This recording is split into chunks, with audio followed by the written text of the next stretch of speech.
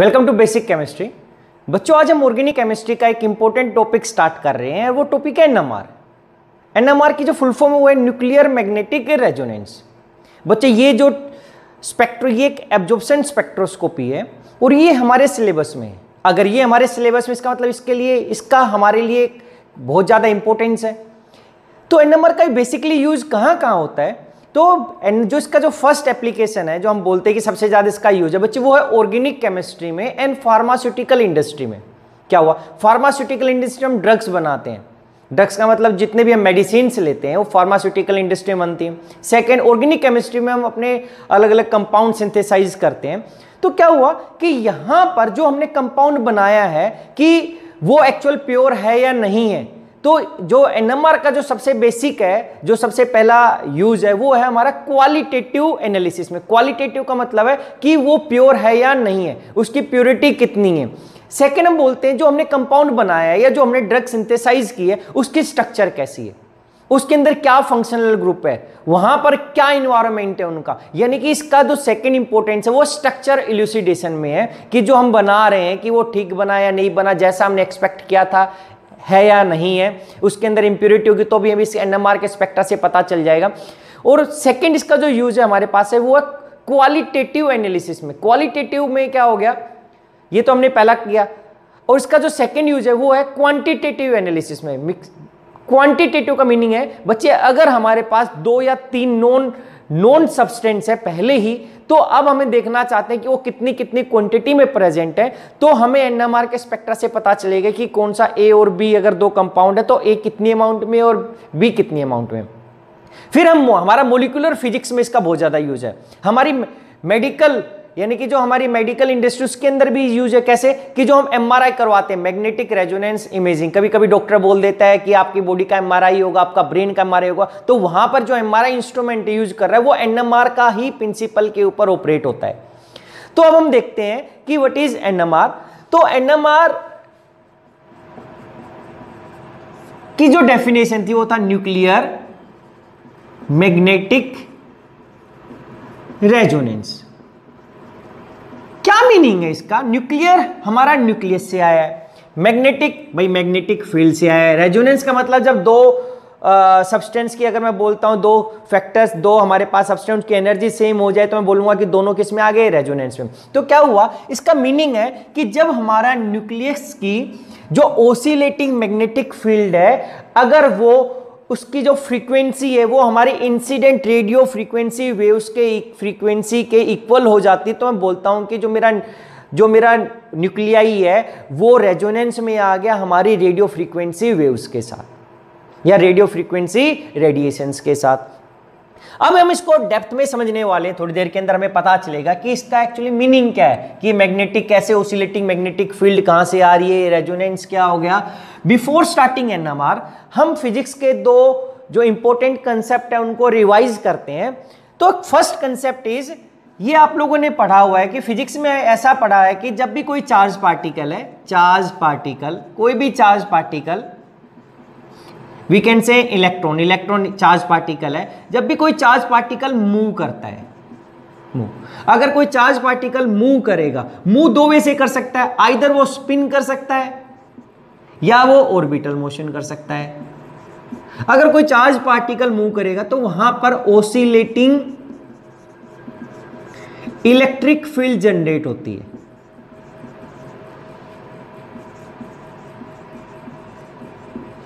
और जब कभी भी ओसिलेटिंग इलेक्ट्रिक फील्ड जनरेट होगी वहां पर ओसिलेटिंग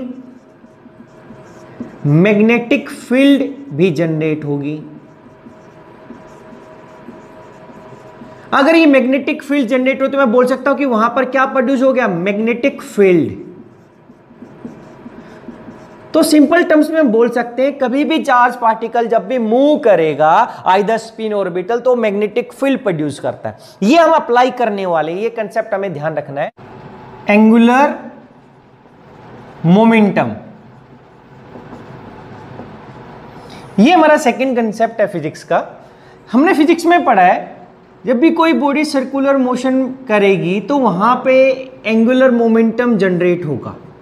कि कोई भी बॉडी जब भी सर्कुलर मोशन करेगी तो वहां पे एंगुलर मोमेंटम क्या होगा? जनरेट। और एंगुलर मोमेंटम इक्वल होता है, equals to moment of inertia into angular velocity. ये फॉर्मूला होता है VAI। अब देखते हैं क्या हो गया, क्या मीनिंग है इसका। जब भी कोई बॉडी मूव करेगी, सर्कुलर मोशन करेगी तो एंगुलर मोमेंटम जनरेट होगा। तो ये मूवमेंट या सर्कुलर मोशन कैसे हो सकता है? अगर वो बॉडी स्पिन कर रही है अपनी एक्सिस पे, तो स्पिन की वजह से वहां पर एंगुलर मोमेंटम जनरेट होता है, उसको हम बोलते हैं स्पिन एंगुलर मोमेंटम। अगर कोई मोशन ऑर्बिटल मोशन में है, ऑर्बिटल मोशन कर रही है, क्योंकि ऑर्बिटल मोशन भी एक टाइप से सर्कुलर मोशन है, तो यहां पर क्या होगा? Orbital angular momentum. अगर एक बॉडी है वो सर्कुलर मोशन कर रही है, लेकिन सर्कुलर में दोनों चीज के, दोनों टाइप के मोशन है, स्पिन भी हो रहा है वहां पे और ऑर्बिटल भी है, तो वहां पे जो टोटल एंगुलर मोमेंटम होगा वो इन दोनों का कंट्रीब्यूशन होगा। Total angular momentum will be spin angular momentum और कंट्रीब्यूशन किसका? ऑर्बिटल एंगुलर मोमेंटम का। अब देखो बच्चे क्या हुआ, अब ये जो एंगुलर मोमेंटम होता है ये होता है एक vector quantity. This angular momentum is a vector quantity. और हमें पता है वेक्टर, अगर कोई वेक्टर क्वांटिटी है तो उसके दो चीजें होती है उसके पास, एक उसका होता है मैग्नीट्यूड और दूसरा हमारे पास होता है वहां पर डायरेक्शन। इसका मतलब क्या है कि एंगुलर मोमेंटम का एक मैग्नीट्यूड होता है वो फिक्स है, और दूसरा क्या हमारे पास उसकी डायरेक्शन क्या होती है? फिक्स। देखो अगर मान लिया कि मेरे पास कोई बॉडी है जो सर्कुलर मोशन कर रही है ऐसे, तो उसका जो एंगुलर मोमेंटम की डायरेक्शन होगी ये। अगर कोई दूसरी बॉडी है कोई ऐसे सर्कुलर मोशन कर रही है तो उसकी एंगुलर मोमेंटम की डायरेक्शन होगी ये। अगर कोई ऐसे कर रहा है तो उसकी सर्कुलर मोशन, तो उसकी डायरेक्शन होगी ये वाली।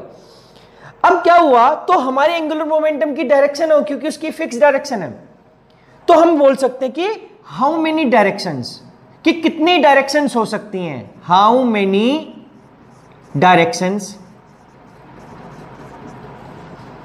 of angular momentum, या मैं बोल सकता हूं how many orientations of angular momentum, कि उसकी कितनी डायरेक्शन होंगी या कितना उसका ओरिएंटेशन होगा स्पेस में। तो ये हमें पता चलता है मल्टीप्लिसिटी से। ये हमें पता, कौन टर्म बताती है? बताती है मल्टीप्लिसिटी। देखो क्या हो, ये मल्टीप्लिसिटी क्या है? तो मल्टीप्लिसिटी के लिए हमारे पास एक फॉर्मूला होता है, multiplicity is equals to, multiplicity is equals to 2s plus 1। देखो ये 2s प्लस 1 लिखा मैंने, इधर मैंने लिख दिया लाइक 2l प्लस 1, यहां पे एक मैं लिख देता हूं like 2i plus 1।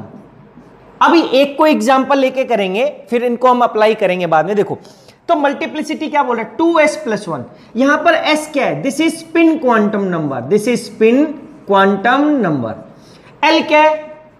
Orbital quantum number. यहां पर आई भी स्पिन क्वांटम नंबर है, लेकिन ये न्यूक्लियस का, ये जो एस था ये इलेक्ट्रॉन का स्पिन क्वांटम नंबर था। ये क्या है? Nuclear spin quantum number. इनके अलग अलग वैल्यू होती है। अब देखो क्या हो बच्चे, मल्टीप्लिसिटी आ गया 2s प्लस 1।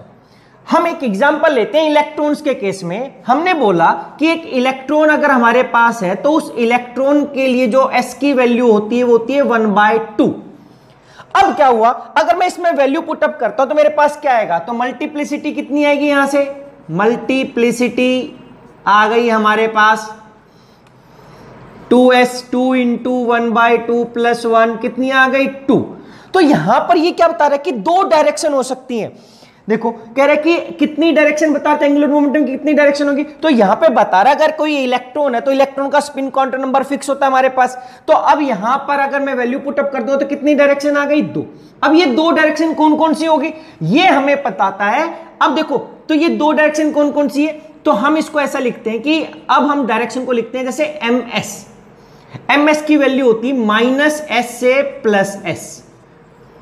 तो माइनस एस से क्या था, एक तो क्या था एस की वैल्यू 1/2 थी, तो एम एस क्या हो गया, M S is equals to -1/2 and +1/2। तो बोल रहे कि हमारे पास ये एम एस क्या है, this is magnetic quantum number, this is magnetic quantum number. तो हमें जो डायरेक्शन है वो पता चली, कितनी डायरेक्शन है वो किससे पता चली, मैग्नेटिक क्वांटम नंबर। और वो कौन कौन सी डायरेक्शन है, एक एम एस है -1/2 और एक कौन सी है +1/2। अब इनको थोड़ी देर में देखते हैं। अब ये -1/2 डायरेक्शन या +1/2 डायरेक्शन कौन सी, देखो अब दो डायरेक्शन तो हो गई। अब हमारी पता चला कि दो डायरेक्शन है हमारे पास, एक -1/2 एक +1/2, एक स्पिनिंग इलेक्ट्रॉन के लिए।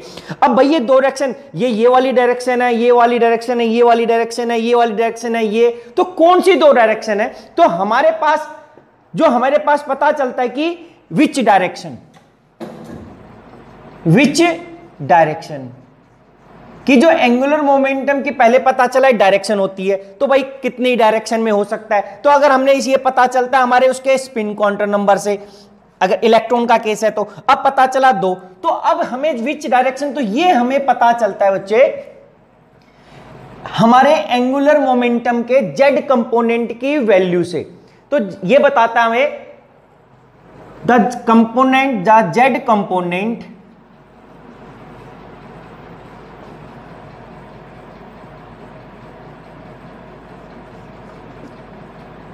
of angular momentum with respect to z axis gives information about direction।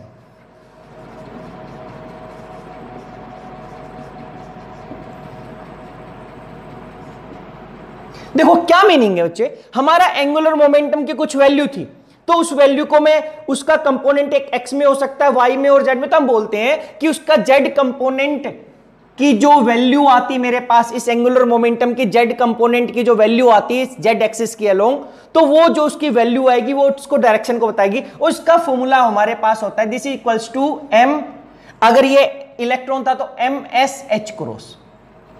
क्या हुआ, इसका मीनिंग है बच्चे, अगर मेरे पास अगर एम एस की वैल्यू थी -1/2 और +1/2, तो मैं बोल सकता हूं कि मेरे पास जो यहां से आएगा, दो डायरेक्शन आएंगी, वो क्या है, दो वैल्यू आ गई हमारे पास यहां से, एक तो क्या होगी -1/2 एच क्रॉस, और जो सेकेंड आ गई मेरे पास आ गई +1/2 एच क्रॉस।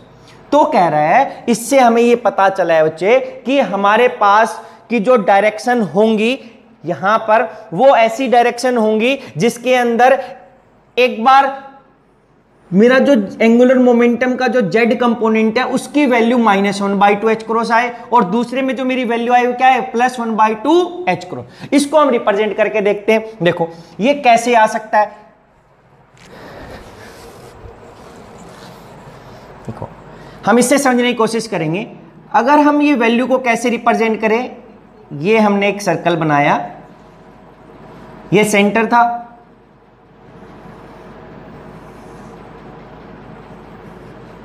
ये मेरी जेड एक्सिस हो गई,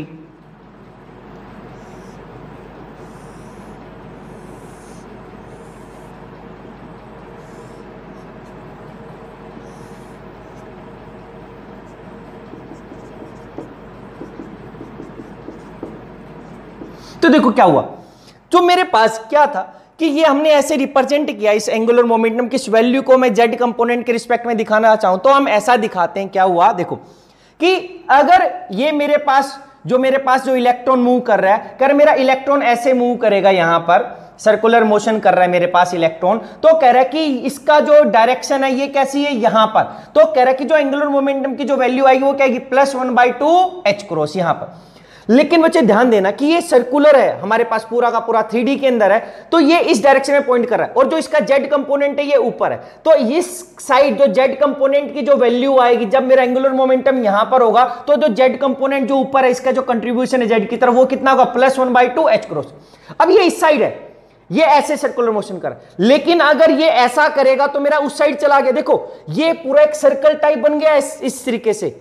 अगर मैं इसको ऐसे रोटेट करूं तो जो जेड कंपोनेंट तो मेरा फिक्स हो गया ना यहां पर ऊपर की साइड। अगर ऐसा किया तो मेरा जो सर्कुलर मोशन है वो किसी भी डायरेक्शन में हो सकता है, यहां पर कि वो मेरा ऐसे हो सकता है। अगर मैंने ऐसे किया तो यहां पे भी सर्कुलर मोशन है, तो यहां पे भी सर्कुलर मोशन है। ये तो ओवरऑल जो इसकी ये डायरेक्शन है वो डायरेक्शन ऐसे सर्कुलर मोशन में हो सकती है, लेकिन जो ये जेड के साथ है वो एंगल सेम ही रहेगा। उसका एंगल का मतलब है कि इसकी जो इन सभी की यहां पर है, यहां पर है, यहां पर है, यहां पर है या यहां पर है, इसकी जो जेड कंपोनेंट की जो वैल्यू एंगल में वो कितनी है, +1/2 h क्रॉस। सेकंड क्या है, अगर ये ऐसे डाउन साइड में होता मेरे पास तो यहां पर जो इसका जेड कंपोनेंट डाउन साइड में आ गया उसकी वैल्यू कितनी है, -1/2 h क्रॉस। अब मैं इसको किसी भी डायरेक्शन में ऐसे नीचे की साइड लेके जाऊं, सर्कुलर पूरा का पूरा अगर मैं रोटेट कर दूं तो ऑलवेज मेरा जो जेड की वैल्यू रहेगी जेड कंपोनेंट की वो क्या रहेगी, -1/2 h क्रॉस। तो कह रहा है कि इसको मैं बोल सकता हूं कि मेरा क्लॉकवाइज मोशन है, इसको क्या बोल सकता हूं मैं, एंटी क्लॉकवाइज, कि मेरा क्लॉकवाइज घूम रहा है तो ऐसा मेरे पास आ रहा है। और दूसरा क्या बोल दिया एक टाइप से मैंने, एंटी क्लॉकवाइज बोल दिया। तो ये डायरेक्शन ऐसी रहेगी, एक तो यहां पर इस तरीके से मूव कर सकता है, वो मूव तो ऐसे ऐसे कर रहा है वो, इसी के थ्रू अगर मैं सर्कुलर मोशन करता हूं तो अब अगर ऐसे किया था तो ऐसे यहां पर मूव कर रहा था इस तरीके से, अगर ऐसे किया तो वो अब यहां पे कर रहा है, यहां पे किया तो वो ऐसे कर रहा है। तो यहां पर हमें पता चला कि दो हो सकता है, क्या तो वो इस डायरेक्शन में करेगा हमारे पास या इस साइड में।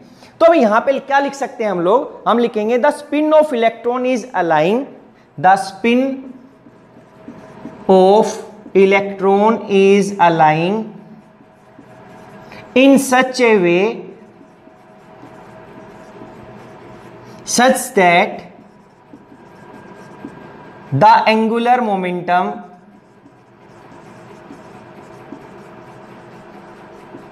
can have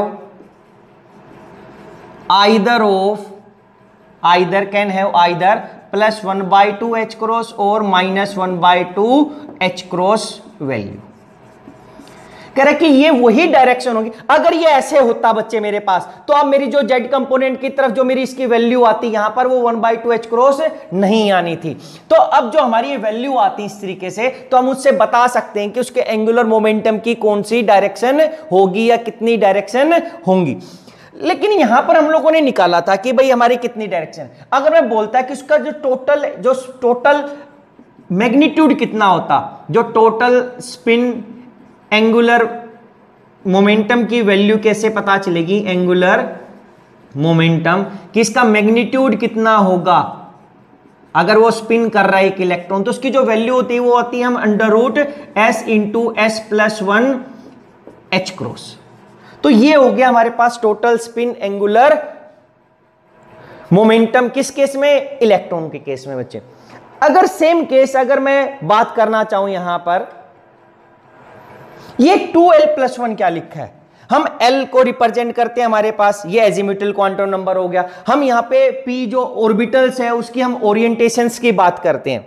अगर हम ओरिएंटेशंस की बात करेंगे तो यहां पर अब कितनी ओरिएंटेशन हो सकती है मेरे p ऑर्बिटल की। देखो अगर मैंने बोला कि मेरे for p electron for p orbital, अगर मैं p सब सेल की बात करता हूं, p सब सेल की बात करता हूं, तो p सब सेल के लिए l की वैल्यू क्या हो गई, 1। अगर मैं वैल्यू पुट अप कर देता हूं तो मेरी मल्टीप्लिसिटी कितनी आती है, यहां पर मल्टीप्लिसिटी कितनी आ गई, जो मल्टीप्लिसिटी आ गई मेरे पास यहां पर आ गया 2 × 1 + 1 कितना हो गया, 3। तो अब मैं इसकी डायरेक्शन तो मैं लिखूंगा ml = कहां से, +l से -l से +l तक। तो ये क्या हो गया, -1 0 और +1। तो हम जब p सब सेल बनाते हैं तो उसमें 3 ही तो दिखाते हैं, +1 0 और -1, या -1 0 और क्या दिखाते हैं, +1। यानी कि एक px एक्सिस की तरह, एक py की तरफ और एक किस की तरफ होगा, pz की तरफ। तो यहां पर भी हम ये करेंगे कि मेरे पास जो वैल्यू आएगी वो कैसी आनी चाहिए, तो एक बार क्या आएगी -h क्रॉस, फिर क्या आएगी 0 आएगी, और एक बार क्या आएगी +1 की हम बात करेंगे तो क्या आएगी h क्रॉस। तो ये डायरेक्शन बताता है हमें कि वो किस तरफ क्या है, ओरिएंटेड। अब न्यूक्लियस के केस में करते हैं तो हम न्यूक्लियस की जो स्पिन बताते हैं हम उसका स्पिन क्वांटम नंबर I से रिप्रेजेंट करते हैं। अब जो इसकी डायरेक्शन होगी, न्यूक्लियस कितनी डायरेक्शन में स्पिन करेगा, कितनी पॉसिबल डायरेक्शन हो सकती हैं, अगर होगी तो कौन सी होगी, वो हमें इस I की वैल्यू को पुट करने के बाद पता चलेगा। तो अभी हम आगे करने वाले हैं इसको। तो ये हमने इलेक्ट्रॉन का एग्जाम्पल लेके किया था कि एंगुलर मोमेंटम क्या होगा, तो कितनी डायरेक्शन हो सकती है उसकी, और तो डायरेक्शन होगी तो किस कहां पर वो डायरेक्शन होंगी एक्चुअली में, तो ये इलेक्ट्रॉन के केस में था। अब हम बात करते हैं अपने न्यूक्लियस के बारे में, अपनी NMR स्पेक्ट्रम। तो सबसे पहले क्वेश्चन अराइज होता है यहां पर कि how magnetic field is produced.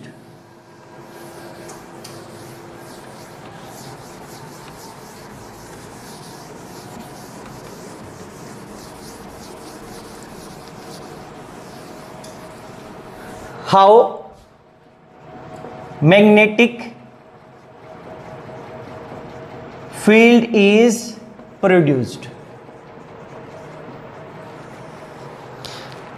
तो हम बोलते हैं the spinning of nucleus, the spinning of nuclei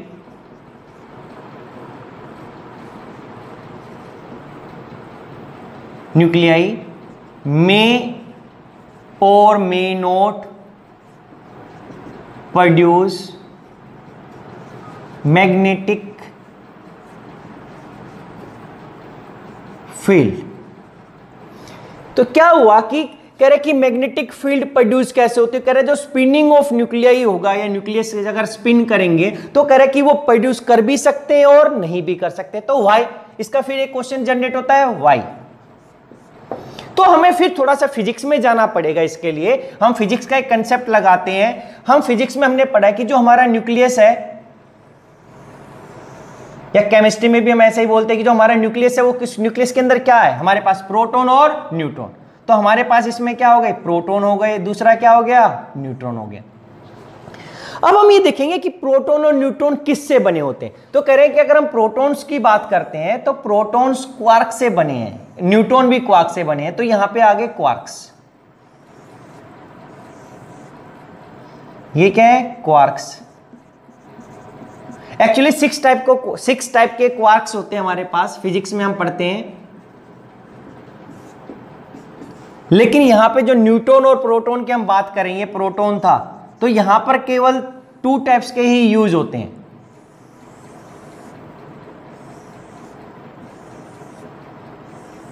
तो यहां पर कौन सा हो गया, up up down down down up. अब जो ये क्वार्क्स हैं बच्चे, यहां पर इसके अंदर रहते, प्रोटॉन्स के अंदर भी मिलते हैं और न्यूट्रॉन के अंदर भी मिलते हैं। ये क्या था, न्यूट्रॉन। अब ये इकट्ठे रहते हैं। इकट्ठे क्यों रहते हैं, क्योंकि इनके बीच में ग्लूऑन्स का एक्सचेंज होता है, कि आपस में ग्लूऑन्स को एक्सचेंज करते हैं, उसकी वजह से इकट्ठा रहते हैं, दूर दूर नहीं रहते। अब इनका अपना चार्ज या स्पिन होता है। तो जो अप टाइप का क्वार्क्स, इसका जो चार्ज है वो है +2/3e। इसका भी कितना है, +2/3। ये क्या है, डाउन -1/3। ये हमारे पास इसका क्या हो गया, चार्ज हो गया। अब ऐसे इसका कितना है, डाउन हो गया तो -1/3 -1/3 +2/3। और इसकी स्पिन की बात करते तो ये अप स्पिन है, ये भी अप स्पिन। ये कैसा है, डाउन स्पिन। यहां पर ये 2 अप स्पिन होते हैं, अप स्पिन और डाउन स्पिन। ऐसा नहीं है कि मेरा चार्ज ऑलवेज, अगर मेरा चार्ज अप स्पिन और इसका चार्ज +2 तो अप/2 हो गया। अगर ये माइनस था तो यहां पे इसका स्पिन डाउन थी तो यहां पे भी डाउन होनी चाहिए। नहीं, इनकी जो स्पिन होती है अप होती है, की क्या होती है, डाउन। तो मैं यहां पे देखूंगा कि जो प्रोटॉन के अंदर है, जो टोटल चार्ज आ गया, टोटल चार्ज कितना आया, क्योंकि 2-3 चीजों से बना था, तो क्या हो गया, +2/3 +2/3 -1/3। तो 4/3 -1/3 तो क्या हो गया, दिस इज इक्वल्स टू 4 -1/3, 3/3 क्या हो गया, +1। तो हमारे पास प्रोटॉन के ऊपर चार्ज आ गया +1। तो हम इसलिए बोलते हैं प्रोटॉन कैसा होता है, पॉजिटिव चार्ज। अगर चार्ज आ गया तो ओवरऑल तो पॉजिटिव चार्ज आ गया। अगर हम इसकी स्पिन की बात करते हैं प्रोटॉन की, देखो तो स्पिन आ गया हमारे पास, क्या हो गया, ये up spin plus down spin. तो ओवरऑल क्या होगी मेरे पास, अप स्पिन आ गया। ये हाफ से रिप्रेजेंट करते हैं हमारे पास, तो ये क्या हो गया, ओवरऑल हाफ। क्योंकि ये क्या हो गया, half plus half minus half equals to overall कितना हो गया, +हाफ। क्योंकि अगर मैं इसको ऐसा लिखता हूं तो ये कैसे हो गया, अप स्पिन, क्योंकि एक डाउन स्पिन से अप स्पिन क्या होगी, कैंसिल हो। अब हम न्यूट्रॉन की बात करेंगे तो यहां पे देखेंगे, देखो चार्ज क्या हो गया, अब चार्ज हो गया। अगर मैं चार्ज की बात करता हूं बच्चे, तो चार्ज कितना हो गया, 2/3 -1/3 -1/3 इक्वल्स टू 0। तो ये ओवरऑल जो न्यूट्रॉन है वो कैसा हो गया, न्यूट्रल। और अगर मैं इसकी स्पिन की बात करता हूं तो स्पिन क्या हो गया, +1/2 +1/2 -1/2 1/2। तो ये नहीं कि ये स्पिन करेगा मेरे पास, तो इसके पास स्पिन आ गया, स्पिन मोशन। तो हम बोलते हैं जनरली क्या हो गया कि जो न्यूक्लियस है वो सब एटॉमिक पार्टिकल से बना होता है, कौन कौन से, प्रोटॉन और न्यूट्रॉन। अब इनके पास इंट्रिंसिक स्पिन बोलते हैं कि अगर एक प्रोटॉन, इंट्रिंसिक का मतलब होता है अगर प्रोटॉन एग्जिस्ट करेगा तो वो स्पिन उसके साथ वो करेगा ही करेगा, अगर न्यूट्रॉन है तो उसके साथ क्या होगा, वो स्पिन करेगा ही करेगा। इसका मतलब क्या है, इन सब एटॉमिक के साथ क्या होता है, दीज, क्योंकि हमने यहां से वैल्यू देखी कि प्रोटॉन है तो स्पिन करेगा ही करेगा ओवरऑल, अगर न्यूट्रॉन है तो स्पिन करेगा। तो जब हमेशा करते हम बोलते हैं these sub atomic particle have intrinsic spin, वो कभी विदाउट स्पिनिंग एग्जिस्ट कर ही नहीं सकता। अगर मैं बोलूं एक प्रोटॉन और वो स्पिन नहीं कर रहा तो एग्जिस्ट ही नहीं करेगा, अगर प्रोटॉन है तो स्पिन करेगा ही करेगा। अब देखो यहां से हमारे पास एक कंसेप्ट आया, प्रोटॉन क्या था, ऑलवेज स्पिन करेगा, न्यूट्रॉन क्या है, ऑलवेज स्पिन करेगा। तो अब ये जब दोनों चीजें हमारे पास स्पिन करी तो ओवरऑल हमारा न्यूक्लियस स्पिन करता है। अब हम देखते हैं कैसे, देखो अब हमने सबसे पहले कंसेप्ट पढ़ा था फिजिक्स का, क्या कि जब भी कोई चार्ज पार्टिकल मूव करेगा तो मेरे को क्या प्रोड्यूस होगी, मैग्नेटिक फील्ड।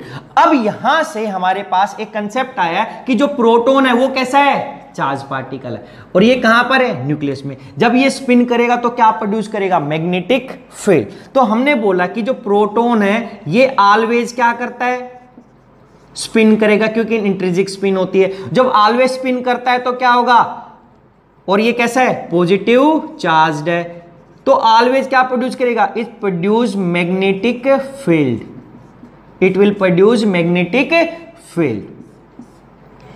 सेकेंड, न्यूट्रॉन के केस में हम बोलेंगे कि न्यूट्रॉन कैसा हो गया, न्यूट्रल हो गया, स्पिन हो गया। लेकिन फिजिक्स में हमने पढ़ा है कि हमारे पास चार्ज पार्टिकल ही जब मूव करता है तब मैग्नेटिक फील्ड मिलती है। लेकिन एक्चुअली में क्या हुआ कि जब हम ऑब्जर्व करते तो न्यूट्रॉन भी क्या प्रोड्यूस करता है, मैग्नेटिक फील्ड, क्योंकि न्यूट्रॉन भी क्या प्रोड्यूस कर, देखो न्यूट्रॉन कैसा है, ये ऑलवेज स्पिन करेगा,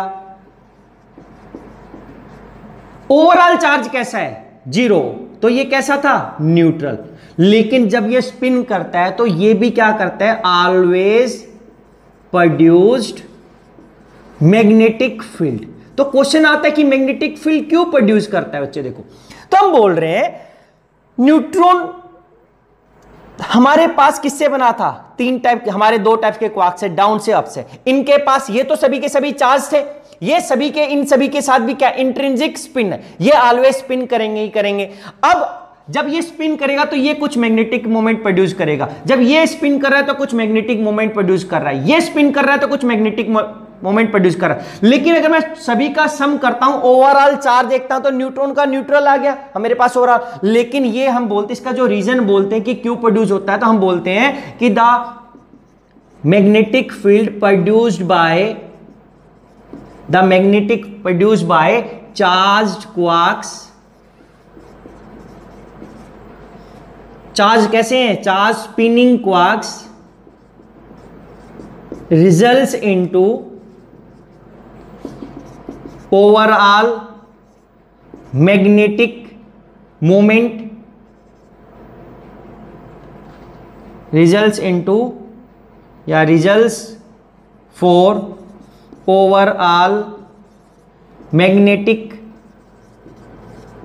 फील्ड, और मैग्नेटिक, अगर फील्ड है तो उसकी कुछ वैल्यू होगी, मैग्नेटिक मोमेंट ऑफ न्यूट्रॉन।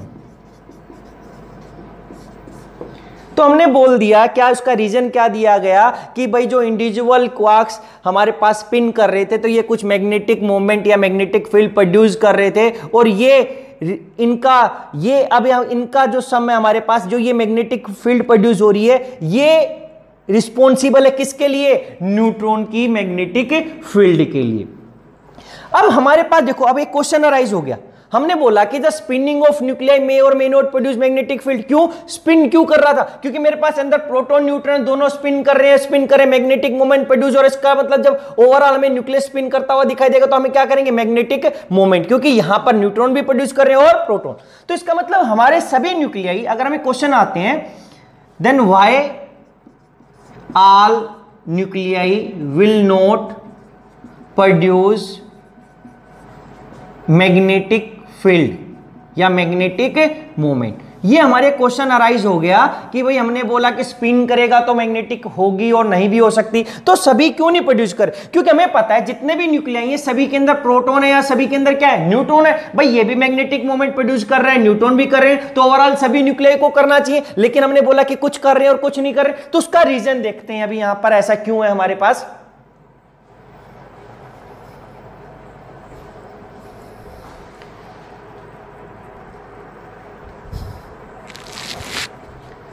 तो जी हमारे पास हम थ्री केस की बात करते हैं। थ्री केस अराइज होते हैं हमारे पास। कैसे? हम बोलते हैं कि अगर हमारे पास न्यूक्लियस में प्रोटॉन और न्यूट्रॉन, अगर हमारे पास बोलते हैं हम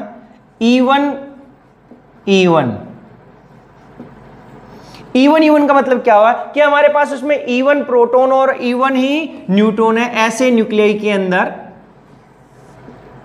जैसे हमारे पास हो गया कार्बन 6 12, ऑक्सीजन 8 16। हम बोलते हैं कि ये जो न्यूक्लियाई है इनके लिए जो spin quantum number, nuclear spin quantum number की वैल्यू होती है वो I=2 होती है 0। और ये NMR इनएक्टिव है। These are NMR inactive. Inactive का मतलब क्या है कि these nuclei don't produce, these nuclei do not produce magnetic field. क्यों? क्या हुआ? ऐसा क्या हुआ? देखो बच्चे, हमारे पास न्यूक्लियस था, न्यूक्लियस के अंदर हमारे पास 6 ही प्रोटॉन और 6 ही क्या है? न्यूट्रॉन। तो बोल रहे हमारे पास अब प्रोटॉन, अब हमारे पास क्या हो गया? हमने बोल दिया कि ये हमारा न्यूक्लियस है, इसके अंदर इसको हमने बोल दिया ये हमारा प्रोटॉन है, और ये हमारे पास इस तरीके से हमने रिप्रेजेंट कर दिया, ये कैसा हो गया? न्यूट्रॉन हो गया। इस टाइप से हमने बोल दिया कि ये हमारे प्रोटॉन है और ये हमारा क्या हो गया? न्यूट्रॉन। तो बोलते जब E1 प्रोटॉन होंगे, E1 ही न्यूट्रॉन होंगे, तो हमारे पास वहां पे आ जाता है पेयरिंग इफेक्ट। पेयरिंग इफेक्ट ये क्या बोलता है कि हमारे अंदर और भी प्रोटॉन और न्यूट्रॉन है। 6 प्रोटॉन थे, 6 ही क्या थे? न्यूट्रॉन। तो कह रहे कि एक प्रोटॉन और एक प्रोटॉन का पेयर बन जाएगा, लेकिन इनकी स्पिन अपोजिट होगी। ऐसे ही हमारे पास एक न्यूट्रॉन का और दूसरे न्यूट्रॉन का क्या बनेगा? पेयर, और इनकी स्पिन क्या होगी? अपोजिट।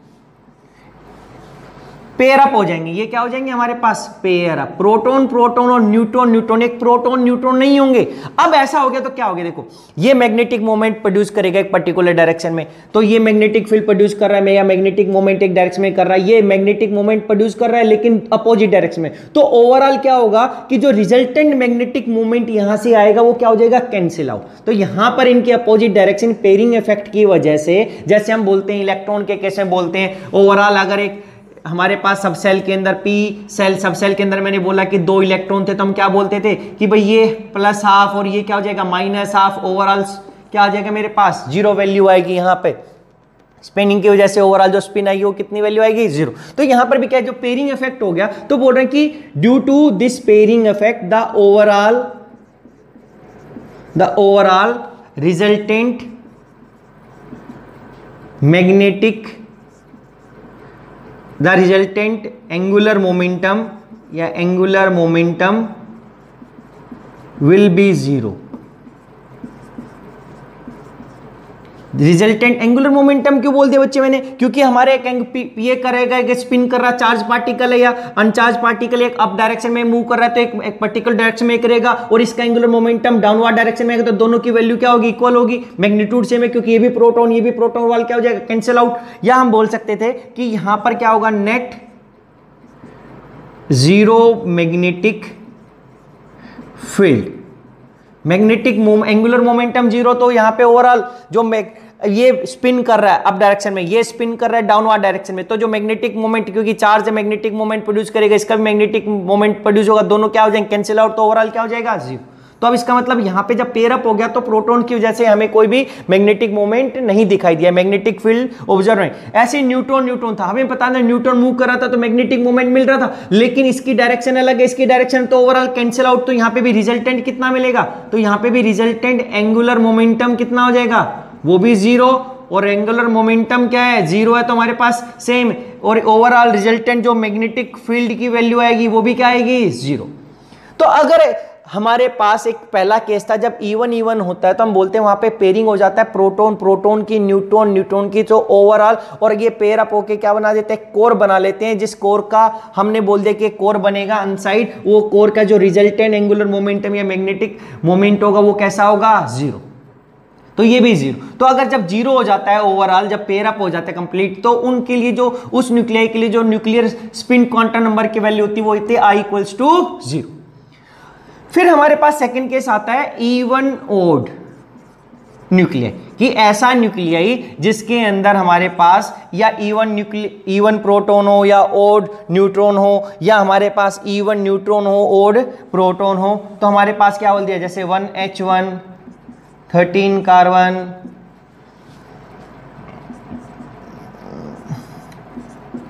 नाइट्रोजन, तो इन लोगों के लिए जो I की वैल्यू होती है हमारे पास वो फ्रैक्शन में होती है। नॉर्मली I की वैल्यू उनके लिए कितनी होगी, 1/2। अब ये spin nuclear spin quantum number था हमारे पास, तो बोलता है कि यहां पर हमारे आंसर दिया क्या, कि इस ऐसे केस में जब हमारे पास एक E1 और ओड, तो मेरे पास फिर रिजल्टेंट मिलता है वैल्यू कुछ ना कुछ हमारे पास यहां पर क्या है, इस टाइप के न्यूक्लियाई जिसकी न्यूक्लियर स्पिन क्वांटम नंबर की वैल्यू फ्रैक्शंस में होती है, ये होते हैं NMR एक्टिव।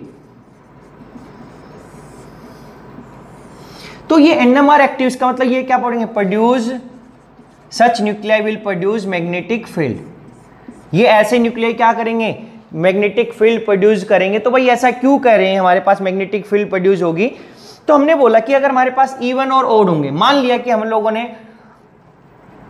कार्बन 13 6 का एग्जांपल ही लिया, ये 6, तो यहां पर मेरे पास क्या है, प्रोटॉन कितने हो गए, यहां पर प्रोटॉन हो गए 6, यहां पे न्यूट्रॉन कितने हो गए 7, तो ओवरऑल क्या होगा, यहां पर भी पेयरिंग होगी, तो यहां पे प्रोटॉन की तो क्या हो जाएगी, पेयरिंग, तो रिजल्टेंट मेरे को क्या मिलेगा, यहां पे रिजल्टेंट एंगल में प्रोटॉन्स की वजह से 0, लेकिन यहां पे 6 तो पेयर अप हो जाएंगे, न्यूट्रॉन क्या हो जाएगा, पेयर अप, तो इनकी वजह से रिजल्टेंट एंगुलर मोमेंटम कितना मिलेगा, 0। लेकिन एक फ्री न्यूट्रॉन मेरे पास क्या करेगा, मूव करता रहेगा इनसाइड न्यूक्लियस, तो अगर वो एक मूव करेगा तो हमें पता है, और वो क्या प्रोड्यूस कर रहा है, मैग्नेटिक मोमेंट प्रोड्यूस कर रहा है या मैग्नेटिक फील्ड प्रोड्यूस कर रहा है। अगर वो प्रोड्यूस कर रहा है तो ओवरऑल हमें किसका दिखाई देगा, वो हमें दिखाई देगा कि वो मैग्नेटिक फील्ड हमारे किसने प्रोड्यूस की है, न्यूक्लियाई ने की है। हम बोल सकते हैं कि these paired up proton and neutron will make a central core whose resultant angular momentum is 0, and these unpaired proton और neutron outside this core but inside nucleus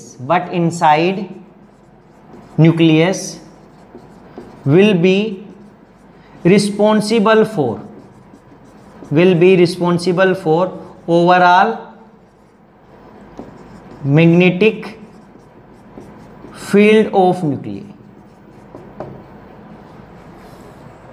तो बोला कि ये ओवरऑल 6 से ये पेयर हो जाएंगे, ये 6 पेयर हो जाएंगी, तो हमारे पास न्यूक्लियस में कोर बनेगी, ऐसे बोल दिया न्यूक्लियस था तो इसके अंदर ये कोर बन गई, जिसके अंदर ये 6 पेयर हो गए, हमारे पास ये पेयर बन चुके हैं यहाँ पर। और कह रहा है जो एक यहाँ पे फ्री घूम रहा है, अब वो प्रोटॉन भी हो सकता है या आइदर वो क्या हो सकता है, ये न्यूट्रॉन भी हो सकता है। तो कह रहा है वो फ्रीली मूव करेगा, फ्रीली मूव कर रहा है, तो हमारे पास अब ये फ्रीली मूव दो वे से कर सकता है, ये स्पिन तो करता ही करता है, ये यहाँ पे ऑर्बिटल मोशन भी करता है एक टाइप से, यहाँ पे फ्रीली मूव कर सकता है। तो जो ओवरऑल यहां पे जो हमें दिखाई दे रहा है, ये जो हमें न्यूक्लियस का दिखाई देता है, वो हमारा प्रोटॉन और न्यूट्रॉन का क्या है, रिजल्टेंट स्पिन एंगुलर मोमेंटम का और ऑर्बिटल एंगुलर मोमेंटम का कंट्रीब्यूशन दिखाई देता है, जिसको हम बोलते हैं न्यूक्लियस का हमारा एंगुलर मोमेंटम बोल रहे हैं, वो एक्चुअली इन प्रोटॉन और न्यूट्रॉन का कंट्रीब्यूशन है ओवरऑल दोनों के दोनों। और थर्ड हमारे पास एक केस आ जाता है जब हम बोल देते हैं ओड न्यूक्लियाई। कह रहे कि हमारे पास प्रोटॉन भी ओड हो गए, न्यूट्रॉन भी ओड हो गए, तो हम क्या बोलेंगे, जैसे अगर मैंने बोल दिया यहाँ पे 14 नाइट्रोजन 7, तो अगर ऐसा एग्जांपल एक है तो इनके लिए जो आई की वैल्यू होती है वो होती है कंप्लीट वोल नंबर,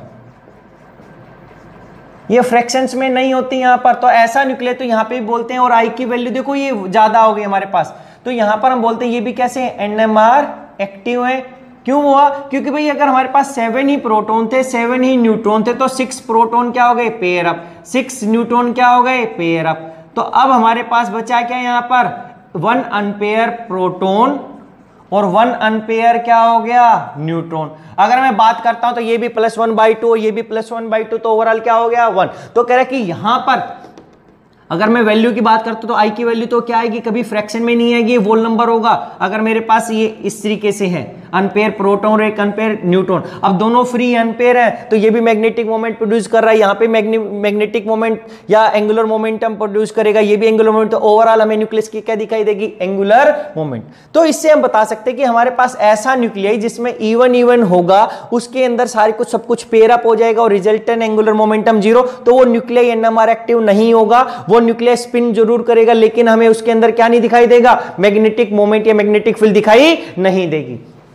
तो ये हमारे पास एक इसका रीजन था। तो कुछ न्यूक्लियाई एक्टिव और कुछ एक्टिव